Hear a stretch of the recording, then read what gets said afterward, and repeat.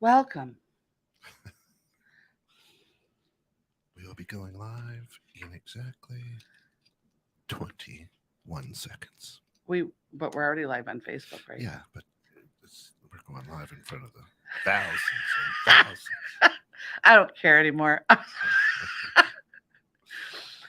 I don't care anymore.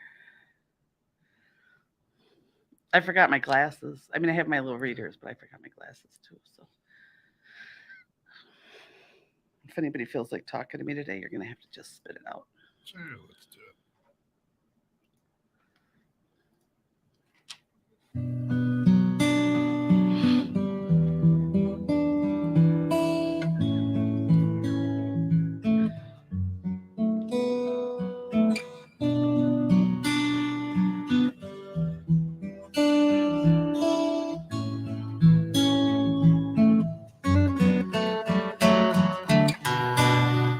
Welcome to Lisa's Changing Perceptions. Lisa is the creator of Changing Perceptions. Through life experience, she's discovered that we all suffer internal wounds that guide us. We live in a society that puts a label and expectation on everything and everyone. So many are in constant battle with themselves, never winning the war or ever feeling good enough. If you'd like to get a hold of Lisa, because Lisa's Changing Perceptions offers tools and guidance that will assist you in discovering you and unlocking chains of pain that bind you, she can help. Give her a call during the week because she does more than just this show. You can find her at lisaschangingperceptions.com. You can shoot her an email at lisaschangingperceptions@gmail.com. Or you can give her a call at 262-573-7055. Today, a little mental madness. We all have it. I swear one day you have to be on camera with me because they don't see you as you're talking. But you could always just turn it around. I think we should. I do. I talk with my hands. I get into it. Yes, very much. Oh, we have a sponsor. Oh yeah, of course. Always the most professional here at 21.6. Lisa's Changing Perceptions brought to you through the financial support of our good friends over at Natural Therapy Wellness Center, www.mchenrymassage.com, 815-385-8190. Massage therapy, reflexology, acupuncture. I mean, you got a little stress in your life. These guys can help relieve it. Give them a try. Acupuncture is actually really good for sinus issues too, just so people know. I've had it done where they put like 20 needles in my face, which sounds really painful, and it's not. It's not. It's just weird because you can see them. Yeah. Like, because he did it all the way around my eyes and on my cheeks. Mm-hmm. So then he talked to me. So they're really long, skinny, and they're bouncing as I'm talking to him. And I'm like, okay, that's a little creepy. You can't feel me. It's just. I mean, you can feel it, but it's not like it's not some unbearable pain. Right. It's not something you go, oh, yay, like a massage. But and I remember my chiropractor talked me into doing it for my sinuses, and I said it was bullhucky. And he said, just let me do it. So he did it.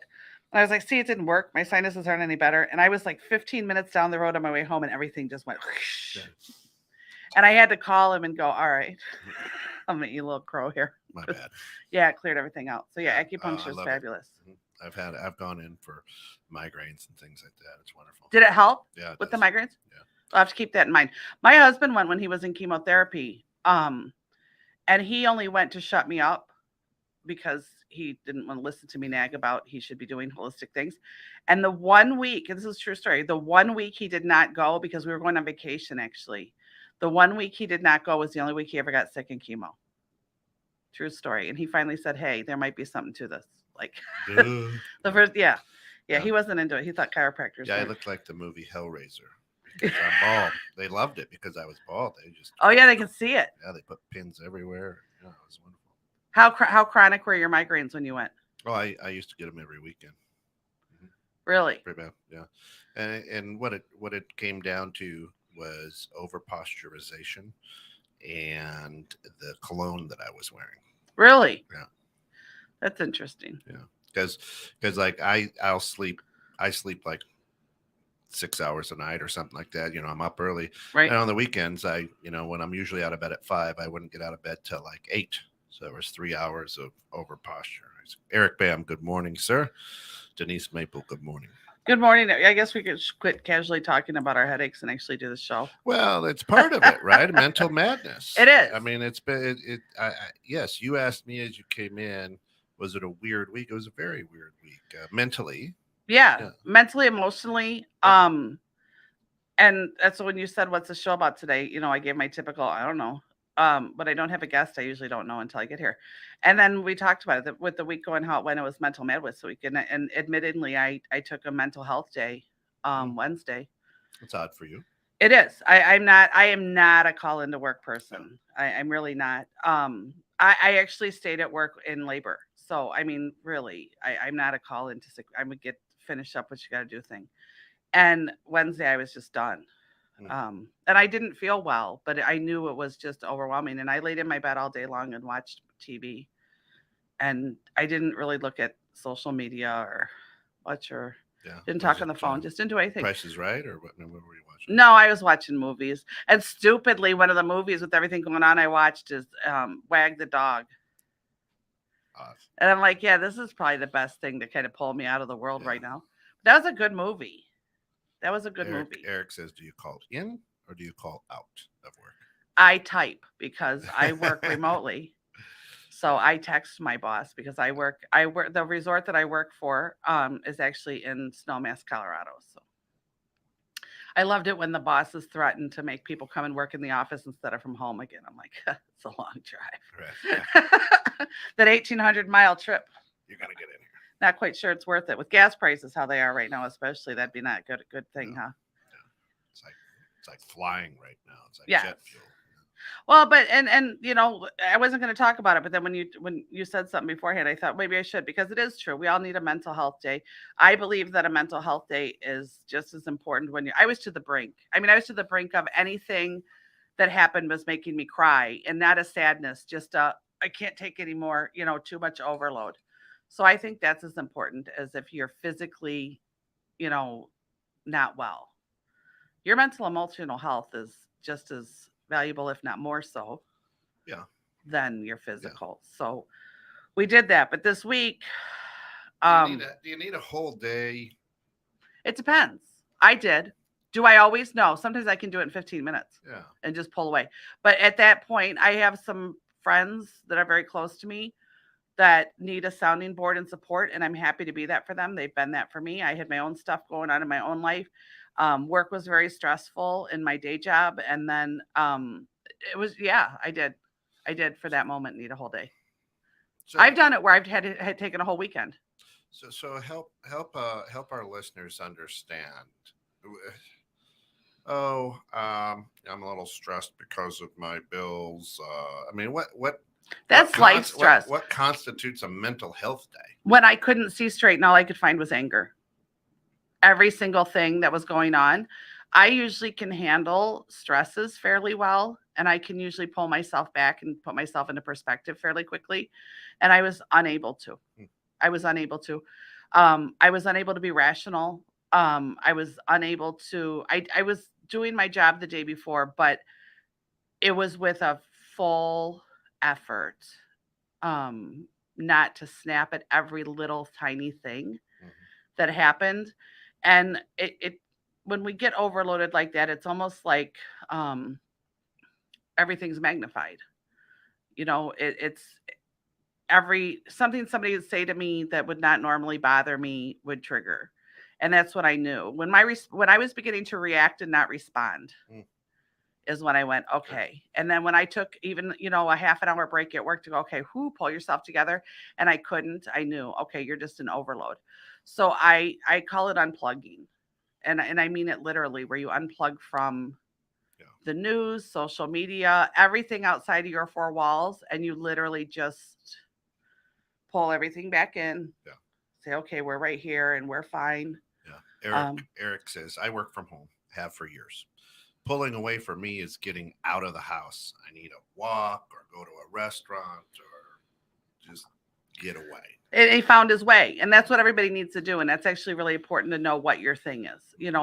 What is your thing that unplugs from that? What is your thing that unplugs you from it all? there's a lot going on in the world right now. No. And I had this conversation. I think it was with Denise, but I don't remember. It could have been Denise who's listening. And I refer to it as fear is sticky. Think of fear as like a sticky. Remember the old slime, Oh, yeah. you know, Love it.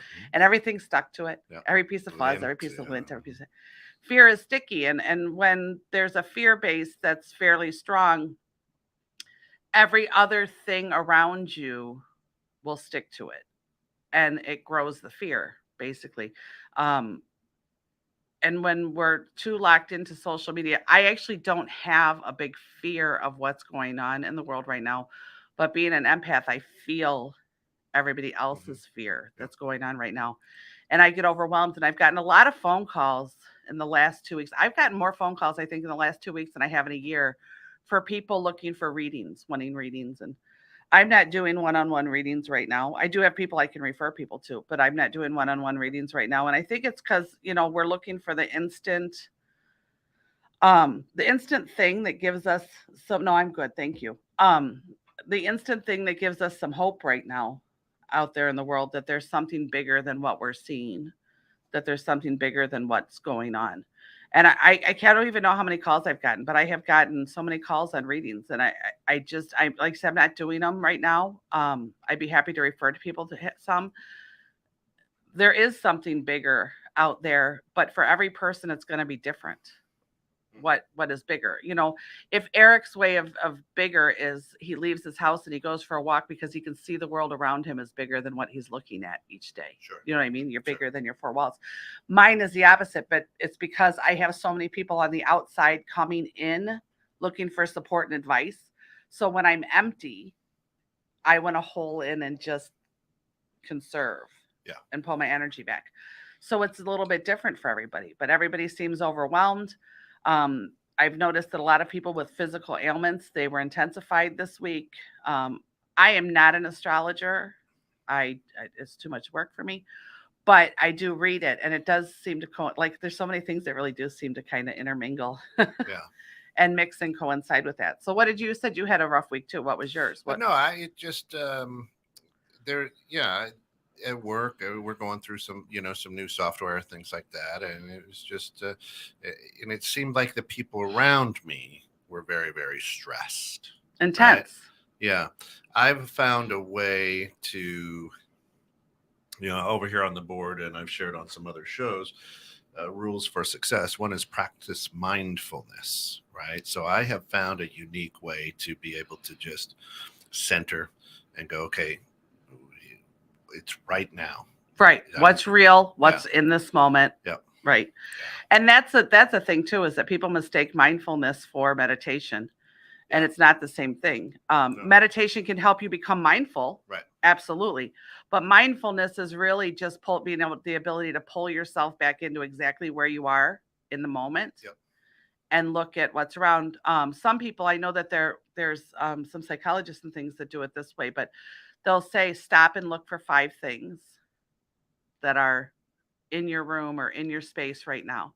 Then look for 4 things that you can touch. Look for 3 things that happened in the last few minutes. Look, like it's all ways of going, okay, all these things are right here, right now. Yeah, funnel it back into you. And other people, it's meditation. And, for me, it's sometimes just turning off my phone and laying in the bed. And I do put on megahertz music, or else I'll put on something mindless to watch, which on TV, there's really quite a selection of mindless TV to turn on. So I tend to ask myself questions, right? When I'm starting to get out over my skis or get way behind them, because fear is either from the past or the future. Correct. Future. That's why it's sticky, right? As you would say. So when you're, from what I'm reading and understand, and from your show, your mind, or your brain, not your mind, I guess your brain, they're 2 different things. Correct. Your brain wants to solve problems, answer questions. So what I find is if I just stop and go, well, that's interesting that I'm feeling this way. Why am I feeling this way? Exactly. What's causing me? Where's that coming from? Is then I start to come back from that into the now. Into Right. the present. That's similar with clients and even with myself, is that sometimes when it gets like that, I go, okay, why is that fear popping up? Where is that coming from? Where is that anxiety starting? Questions like, do I have evidence of that? Right. Is that something in my reality right now? Am I sure that that's going to happen? And then there are people who get very wrapped up in the anxiety of the future to where they are convinced and sure it's going to happen because maybe they actually do have evidence of that. Right. You know what I mean? And then, okay, you do have evidence of that. Okay, perfect. Is that evidence from the past? Yes. It's always going to be the case, right? Okay. Do you know why that happened? Well, yes, because of such and such. Okay, perfect. Now we have a tool to change. Now we have something different we can do. So even though, because sometimes do you have evidence of that can trap you? Like, because yeah, I do. Right. Okay, now that's a past evidence. So what we have now is a tool with that because we can change something about it. We can change the direction for the future of it. And it's still refocusing, but that's why I call it self-empowering too, because it's refocusing with taking yourself into charge of it. It doesn't have to happen.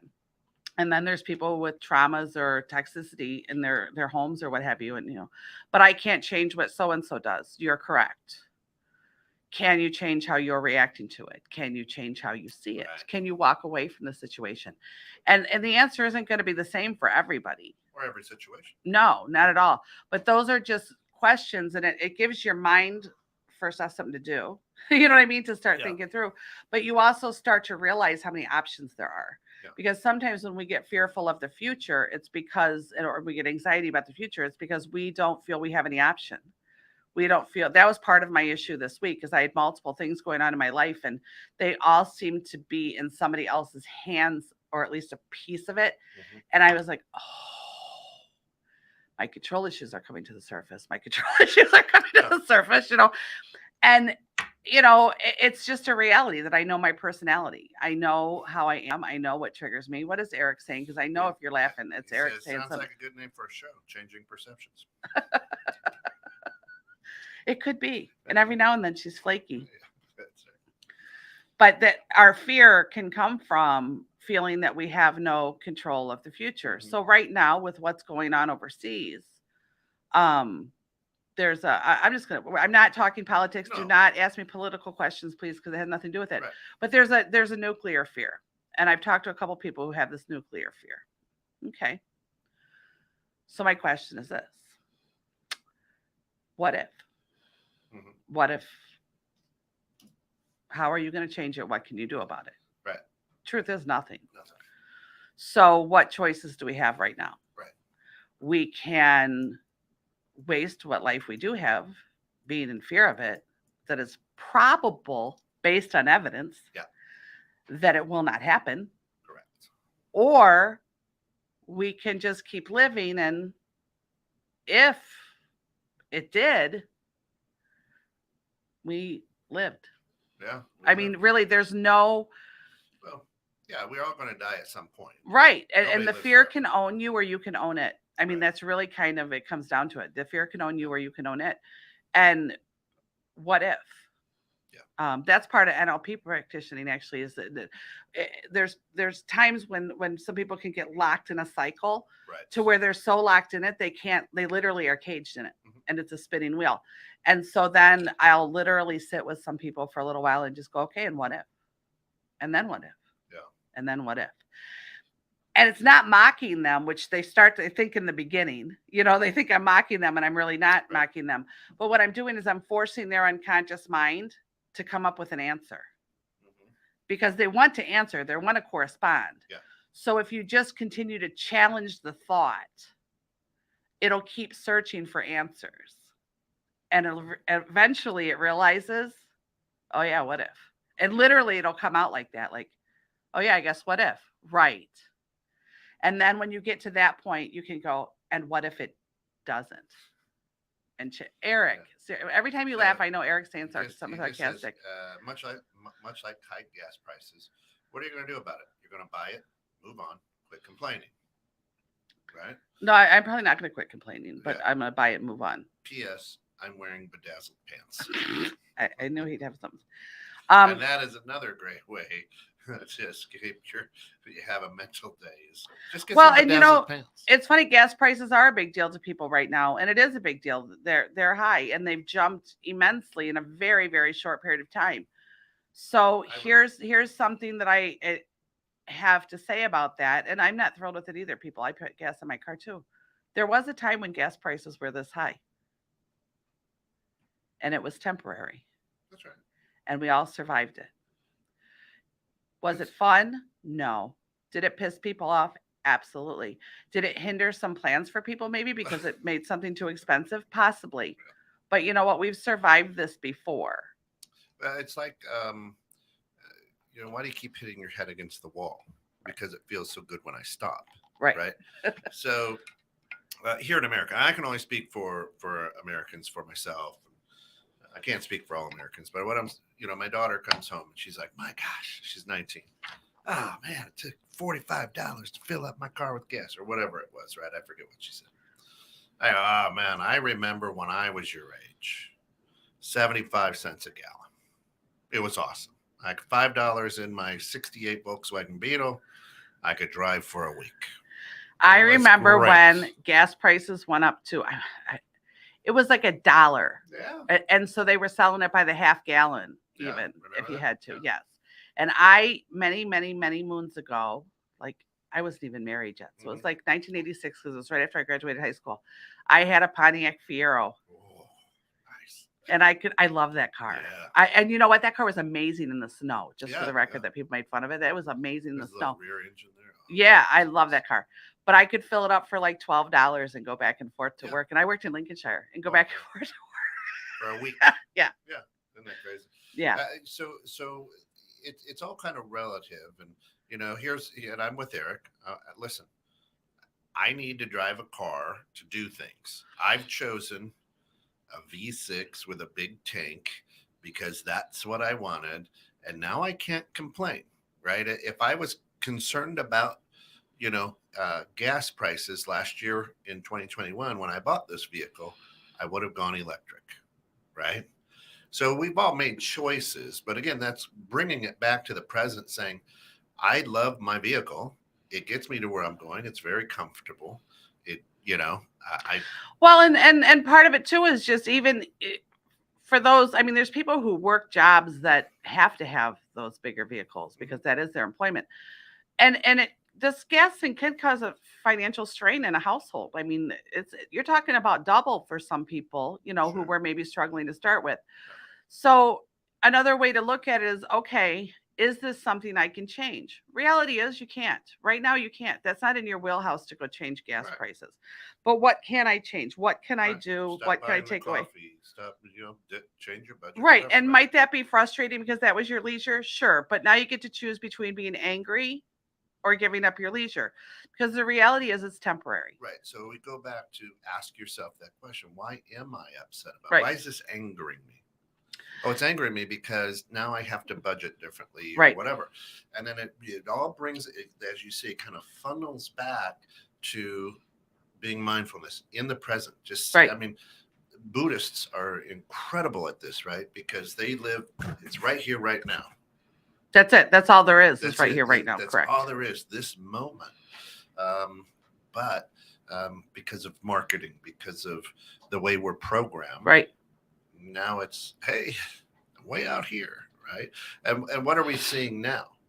We're starting to see advertisements for the spring break, and hey, let's go to Disney World, So now I'm starting to go, oh my gosh, right?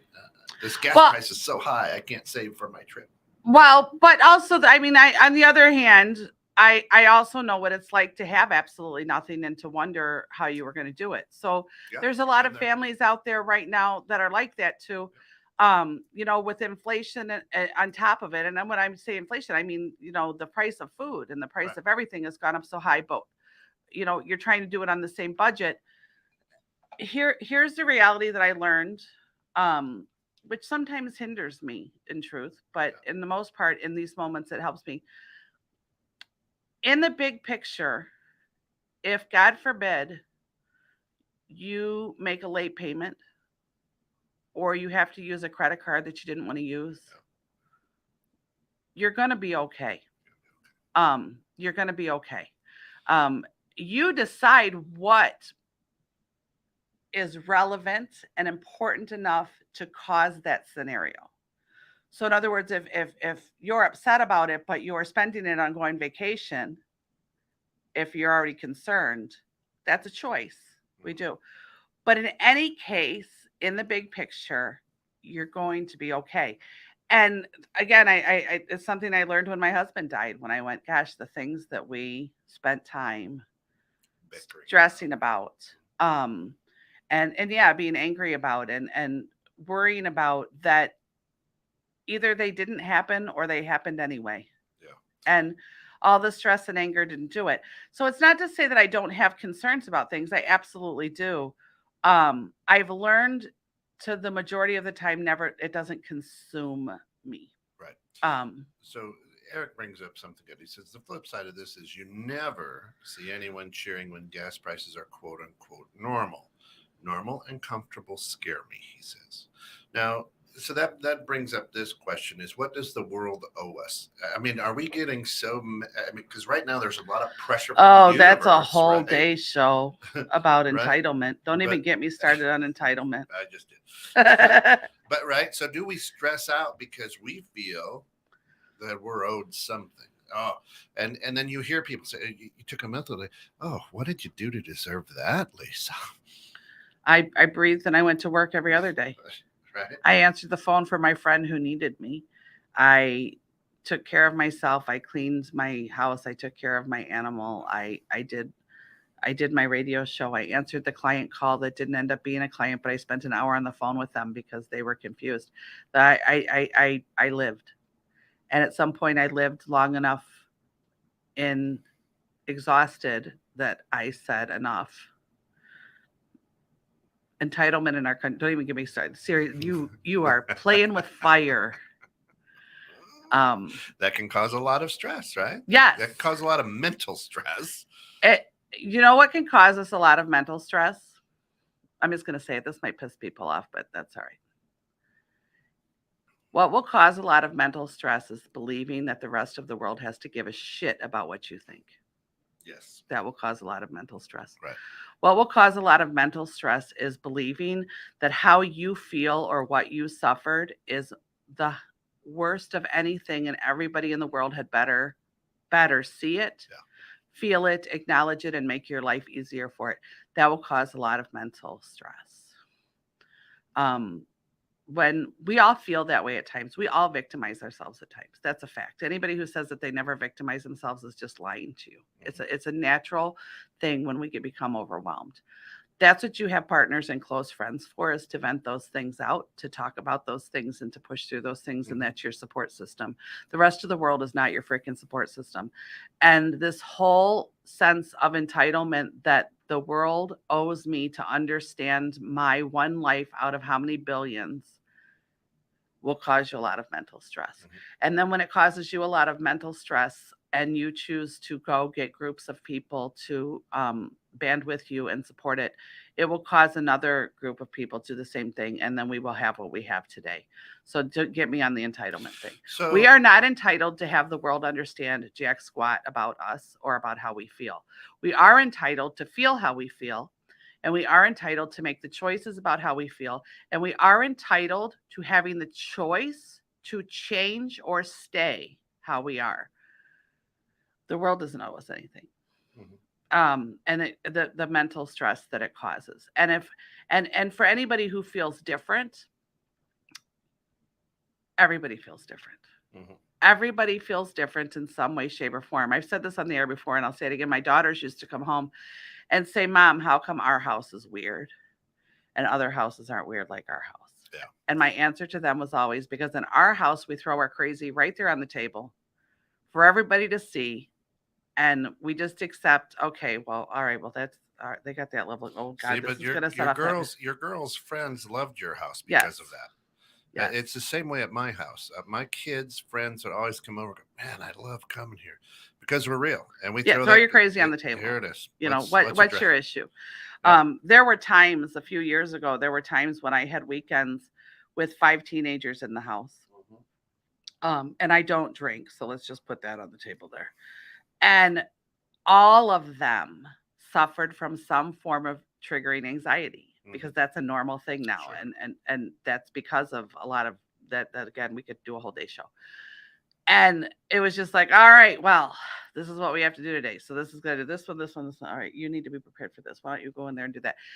And you know what? It eventually it worked. I mean, there were always difficulties, but you just kind of go, because that's, and I don't mean crazy in a derogatory term. I did it to keep a lightness about it, is how we termed it in our house. You know, that's your level of crazy. What we're about to do is going to affect your level of crazy. Do you want to go in your room? You don't have to participate if that's going to bother you. It just kind of real. And so my daughters, they weren't actually thrilled about it at the time. And it's funny because now they're adults and they're out there in the world dealing with the world. And they're like, Mom, you know, all those people that I thought had the perfect households, you know, all those people that I thought had like the, Mom, it was not like how it was. So my response to them always was, the only difference between our house and anybody else's house is the degree of effort we'll put into hiding our crazy. Yeah. Because every single person has issues. Every single person has triggers. Every single home is dysfunctional in some way. Yep. Period. Period. And our two choices that we really only have that are genuine are, do I do something about the things that bother me? Or do I accept that that's the part of me? Yeah. Shayna, good morning. Shayna says, I get barbecued for not buying into. Oh, I used to be a people pleaser. I know that surprises some people. I used to be a mega people pleaser. It's very stressful. And it is never, ever, ever possible. It is never possible. We've talked about it before. I don't believe you can please everybody.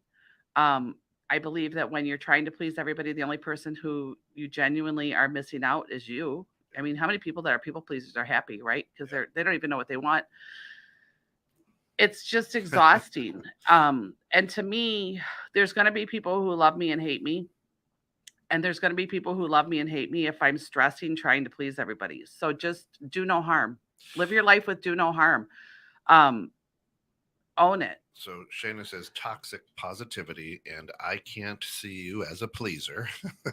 And Eric says, hey, cooking breakfast, how y'all want your eggs? Basted. I like mine basted. I'm an over medium girl. Over medium. Yeah, people pleasing just doesn't work. And I did used to be a people pleaser. It's funny. My friend and I were just talking about this morning when I was getting ready. I used to be an excessive people pleaser, and I used to be very, very, very, very insecure. But I've always been the rebel for the aspect of, if you put me in a corner and give me no choice but to fight or give, you're probably going to know I was in the room. I've been that way since I was pretty young. But I have a fairly long fuse. Once it's lit, it's game on. But people pleasing is exhausting. And we're seeing right now, I think, in the world too, how it's absolutely impossible. People are different. Period. People are different. Yeah, I think we're the world, is shifting, right? We are now more accepting of, people who are different than us, whether they are, non-binary, whether they're, gay, whether they're Black, whether they're Asian, you know what I mean? Right. Is the melting pot that we are here in America. It's different everywhere. But here in America, that melting pot is, I think we are becoming more accepting and realizing so it's like this. At one point, selling people was okay, slavery. And then somebody goes, maybe this isn't.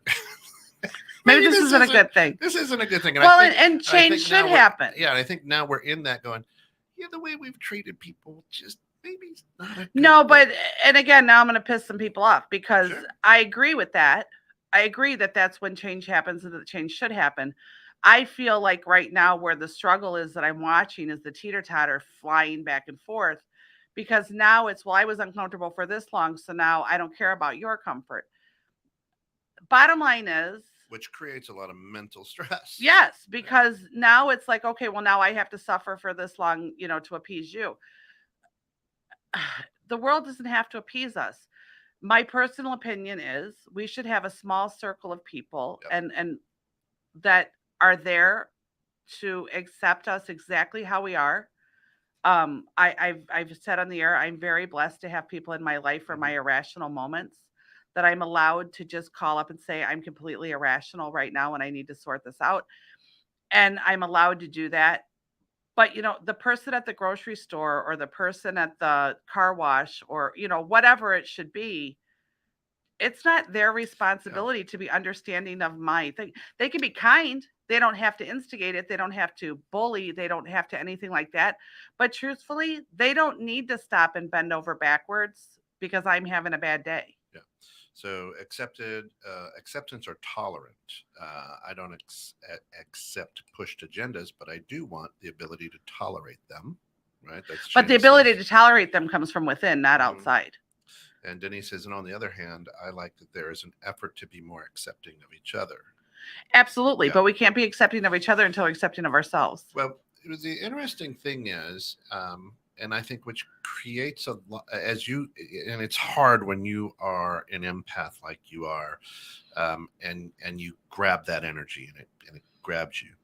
I think the interesting thing is that one person's not right and one person's not wrong, Correct. but yet we want to fight that fight instead of going, okay, maybe we could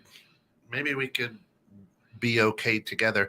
I get what happened in the past, and then again I come back to the mindfulness. I get what happened in the past. Right. That's done. I'm not sure what's going to happen in the future. Don't want to worry about that. Let's look at me and you right here today, right now, and go, okay, why do you feel like that? Why do I feel like that? Where are we at? Well, but and here's my question though, in truth, is that do you feel that you have to have that conversation with every person you meet? No.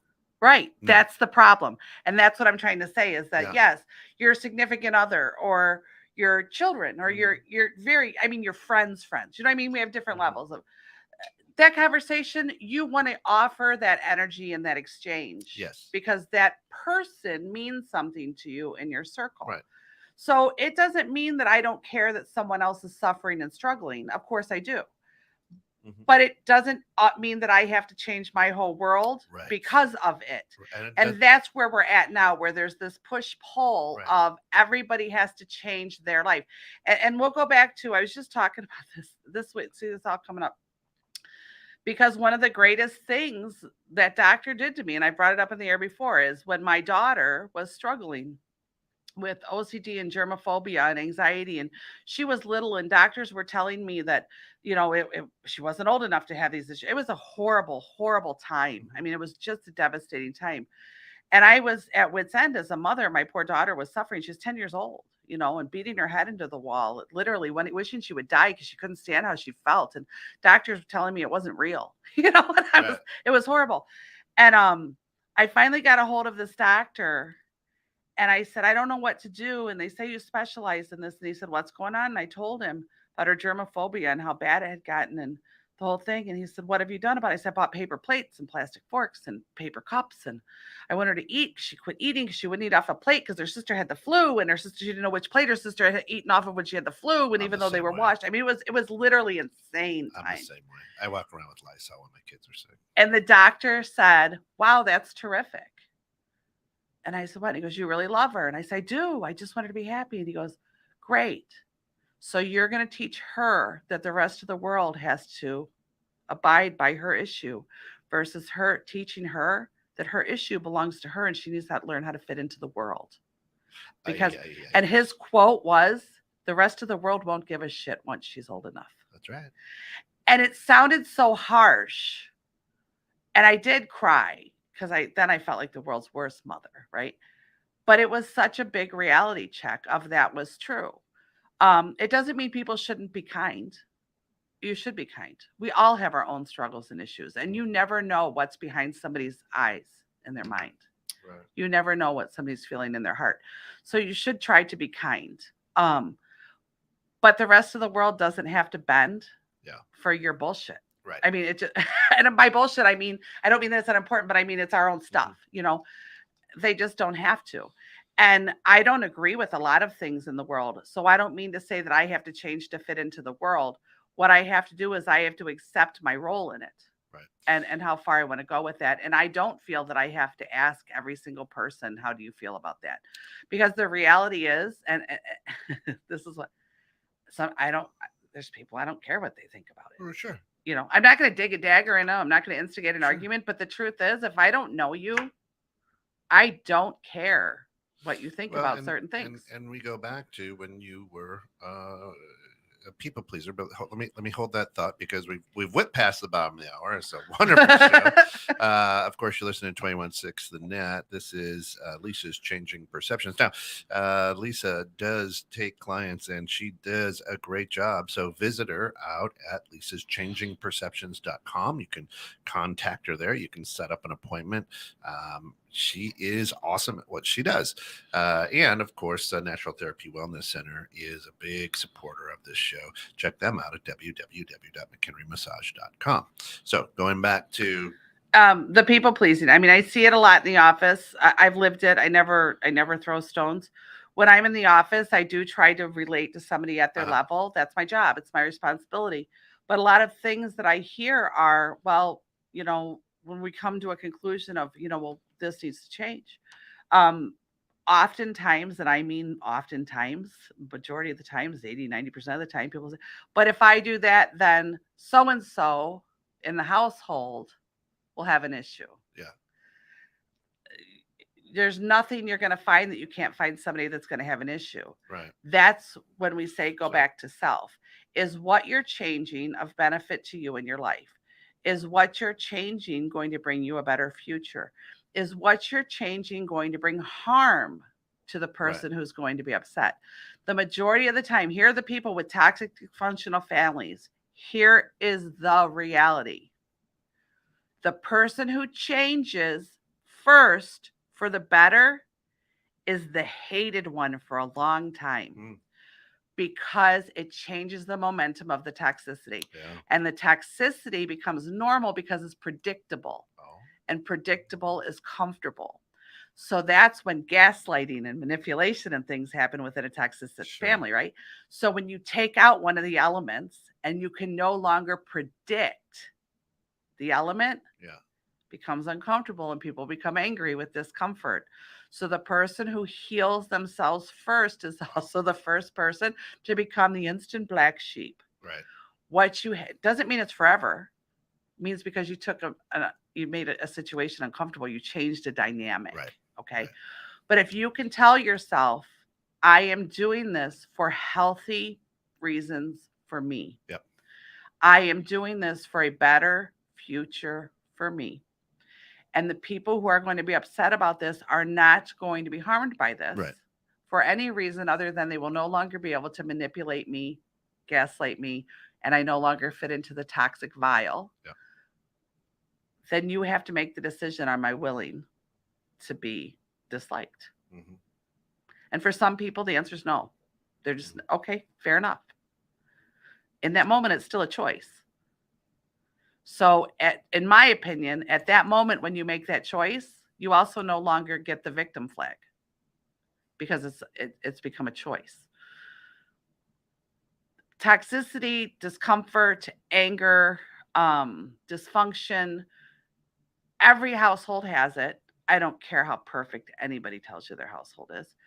Our children, no matter how good of parents we thought we were, are going to grow up to say we screwed up. Yeah. Even if we think we were wonderful, they're going to go up and say we screwed up. There's always going to be those things. That's, to me, again, going back to another aspect of mindfulness. What was my intention? Did my change bring harm to anyone? if your change is bringing harm and you're being spiteful and revengeful, because I've seen that happen where somebody's a been the people pleaser for so long, and they've been the quiet one for so long, and they've taken a lot of shit for so long, and then all of a sudden they decide enough, they become the tyrant. They become the vengeful. Rather than speaking, they rubs the scream to lotion. prove that they can now. You know what I mean? I will not be silenced anymore. So then we're teetering on the other side. But that's where some of those questions can come in. Yeah. You know? And it's, I too love to please people, right? It's a fault. And I'm learning to set that boundary that if I'm in Jewel, it's okay to be polite, but I'm never going to see this person again, chances are, right? That doesn't mean that I have to be a dick about anything, Right. but it's just like, I don't need to bend, right. to try to please that person. Why? Right. Um, you see that, and I think a lot of people chase that and go way out of their way, and then when it's not returned or reciprocated, anger comes because it's the seeking of approval. Yeah. And when we're seeking for approval like that and we don't receive it, then unconsciously, psychologically, it's viewed as rejection. Yeah. So most people who seek approval because they had chronic rejection. Yeah. See what I'm saying? So when you're chasing it and then it's not coming, you're still in the cycle. Yeah. And then I'll try harder, and then I'll do harder, and eventually you get burned out, and that becomes anger. Yeah. So to find contentment is, in my opinion, the key. Yeah. Am I always happy? No. Am I always sad? No. Am I always angry? No. Am I always funny? No. I am whatever I am in the moment. Right. And to get rid of the people pleasing, I had to, and we'll go back to when Barbara was on with the Love Another Way. I went through therapy for codependency. And once I did, and it took years, and I don't mean years before I felt, that's the other misconception. When you tell somebody that therapy might take a year or two before you start to really have the change, it's progressive. You're getting better. Yeah. You're feeling better. You're starting to see it. You didn't wake up just whack up. Right. But everybody wants the instant, and it's not going to happen in an instant. And here's the reality. You didn't get screwed up in an instant either. Right. It was a progressive role, and we're going to unwind the tape now. You know, yep. And it's a process. Yep. And it was probably 2 years, I would say, before I did kind of wake up one day and go, oh, wow. But it was a slow burn. And there were times when there were epiphanies. But for the most part, it was learning to live with it, because we could get handed all the answers. But we also then have to readjust how we think, how we see, how we live to not revert back to it. Well, your husband passed how long ago? It'll be 10 years in July. So this, and you just said this year, I'm going to start enjoying the holidays going forward. Yeah. 10 years. 10 years. Yeah. After he had passed, the first holidays were horrid. Yeah. And then I was in a relationship where there was family again for a couple of years. And then that went away, and I just completely shut down. And it took, that was 2. So yeah, it took 6 years. I spent 6 years of holidays. That's a long time. Literally by myself, like Thanksgiving, Christmas, all of it, just sitting alone. And in a weird way, being okay with it. And that's when I started to realize what a problem it was, is that it was no longer making me sad. And so I did the self-evaluation. What are you really missing? What do you feel you wish you had? And it was having family around. I was truly that mom who there was literal stockings on the fireplace, Christmas music playing. I make candy. I'm not a baker, so I make candy instead of cookies, but cooking in the oven, gifts everywhere. Christmas lights. I was just that. Lived for it. Yeah. It was the time of year. Woohoo! Absolutely. Yeah. I mean, just it was amazing, and all that kind of went away. And then this year I finally said enough.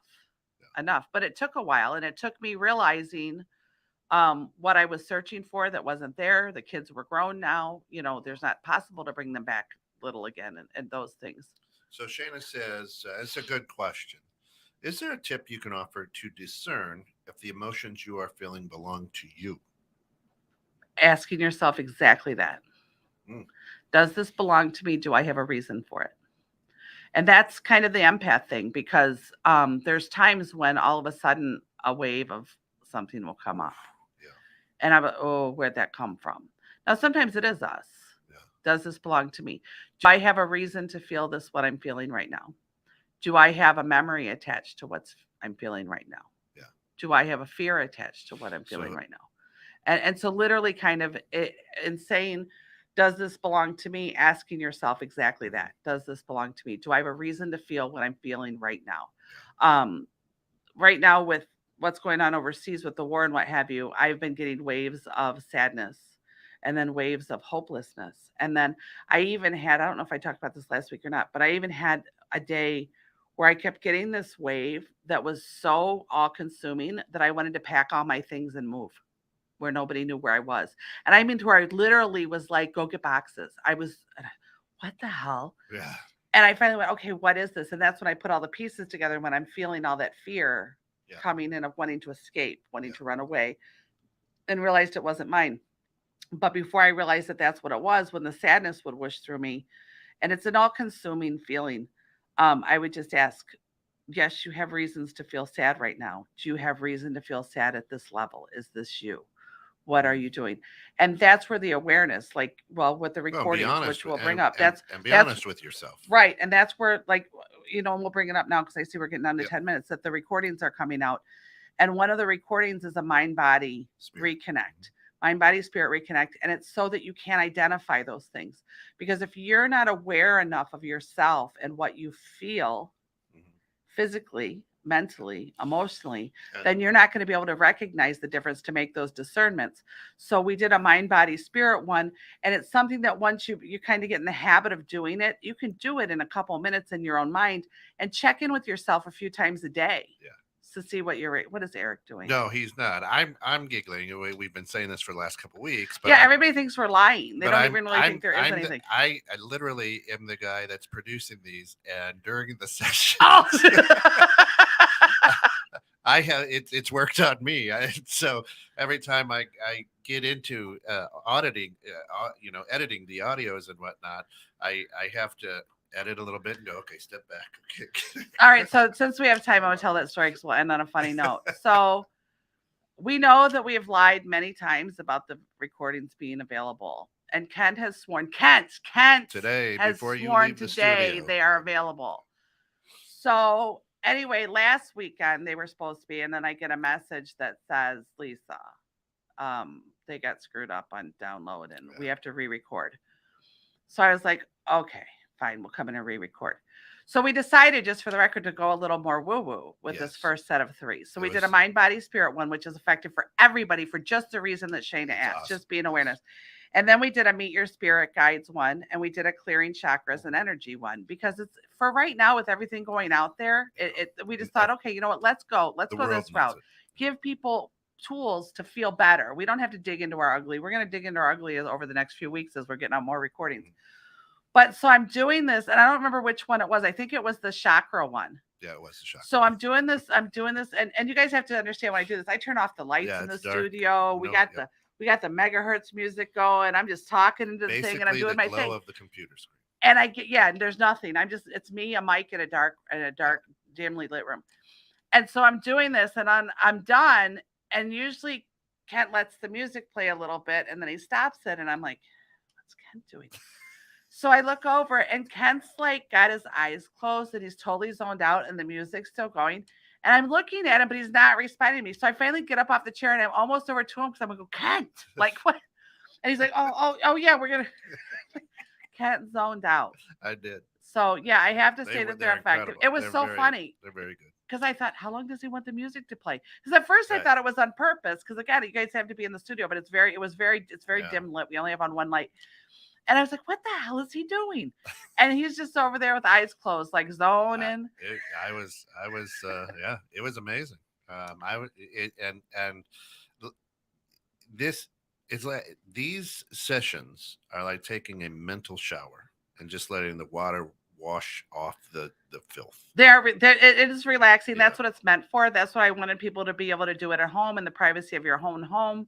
Yeah. They range anywhere from 13 minutes to 20 minutes. So it's not something that anybody can legitimately really say they don't have time for. Right. We you ask know? that you don't do it, in the car. Yeah, don't. Yeah, according to because of Kent's response, don't do it in the car. And we have a store on www.216. I was going to say, tell everybody how to get them because I don't even know. And there's a part that says shop. It's not live yet. They're not there yet, right? It says products coming soon. So hopefully by noon Central, we'll have these 3 sessions. You can buy them individually for $9.99, or you can buy the package for $25. I think. Right? So it's $9.99 a piece or $25 for all 3. Yeah. And they're something that they can download on their phone or home computer or whichever, so right? You go ahead and you buy it, and then you get a link for the download, and then you own that. But you can't give it out to the world. It's not transferable. So wherever they download it is where they download it. Correct. So if you want to download it on your phone, use your earbuds, hang out at the park, or lay in your bed, or sit in your favorite chair, or whatever. Again, they're 13 to 20 minutes. They vary a little bit. I don't do these, just so people realize when they're getting these, I don't do these written down on a piece of paper. I close my eyes, I zone in, and I just do them. So it's very similar to what I do in the office. Some of these techniques are the same things I do in the office, and it's meant for you to do exactly that. So I wanted the energy of that. I didn't want to sound like a robot. They're great. I wanted the energy of that, where you can just kind of close your eyes, and just unplug from everything, and it goes in your ears and it guides you to where you can go. And we're going to do some more, but this week, if I remember, again, mind, body, spirit, meet your spirit guide, and clearing chakras and energy. And that's the one that made Kent go to sleep. That's right. Why we're trying. I wasn't sleeping. I was in it. Yeah, that was it. And they are very peaceful, and there's some nice megahertz in the background that helps with the whole thing. And then we're going to start recording some more whenever Kent tells me that we're going to record some more. If you guys have a special request of a type of recording that you'd like to see come out there, please throw it out there. Email, throw it in the comment section if there's a specific topic. I know we're going to be doing a past life one. And we are going to get into some that are going to be like, let's go in and look at the inner child. Let's go in and look at trauma. I'm going to do one down the road that's called timeline therapy. And it's helping you go to the time in your life, the moment you made the decision. Releasing the pain you've been. Physical pain. Relieving physical pain and inflammation. So we're going to be putting out a lot more of them. And originally the first 3 that got ruined, funny enough, were not the ones that we decided to put out. Right. But with all the calls that I was getting for readings and people looking for relief and for something bigger, something bigger to look at, and feel like they were connected to something more than what's going on right now, we decided to change the whole tune. So I call that spiritual timing. And those didn't get messed up on accident. I think that they was meant to put out something different. So we put out these little more gentle, starter things. The mind, body, spirit one, whether you believe in what I believe in or whether you believe in nothing or anywhere in between, everybody can benefit from being connected to themselves. And by being connected to yourself and knowing what your body feels like, knowing what your response system feels like, knowing and pulling your energy back, it does help with what Shayna said. How do I know if this is me or somebody else? When we become very aware of ourselves, we can more easily decipher what is somebody else. And in that, we can also become less reactive to other people. When we can we can allow them to own their own stuff. We don't have to absorb their own things. Yeah, keep a little notebook by you too, because when it's done, then it's always good to journal a little. Hey, what did I see? What did I feel? What did I notice? Right. It could bubble up a lot of questions that then you could give Lisa a call as well and just say, hey, thanks for those. I need to set up a time to get with you because I have this notebook full of, holy shit, look at this. Look at this crap. Or you could come on the show and we can answer your questions. Absolutely. I would really, if anybody feels that they have the desire or ability or whatever to come on the show. I would love somebody to get a hold of me and come on the show.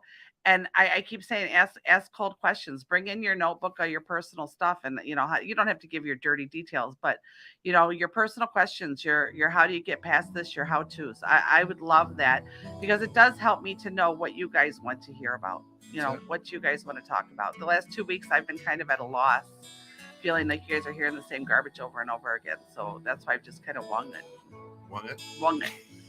wing it. To get through it. Anyway, we'll leave it right there.